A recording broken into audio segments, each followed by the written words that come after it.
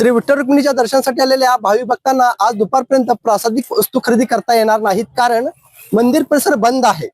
मंदिर परिसर बंदची हाक देण्यात आलेले आहे, कारण पंढरपूर कॉरिडॉर, पंढरपूरचं नाव आंतरराष्ट्रीय स्तरावर जावं, येणाऱ्या भाविक भक्तांना सोयी सुविधा मिळावा यासाठी सरकारने पंढरपूर कॉरिडॉर हाती घेतलेला, हा प्रकल्प हाती घेतलेला 3800 कोटीचा हा प्रकल्प आहे।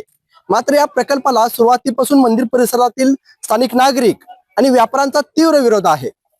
मोर्चे, आंदोलन, निवेदने याद्वारे त्यांनी आपला विरोध व्यक्त केलेला आहे।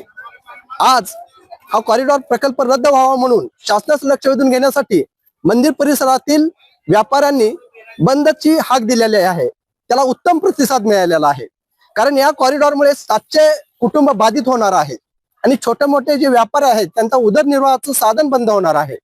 आणि म्हणूनच सरकारने याकडे लक्ष द्यावे, हा प्रकल्प रद्द करावा या मागणीसाठी आज मंदिर परिसर बंदची घोषणा करण्यात आलेली आहे। त्याला उत्तम प्रतिसाद आहे आणि यानंतर दुपारी मोर्चा काढून निवेदन दिले जाणार आहे।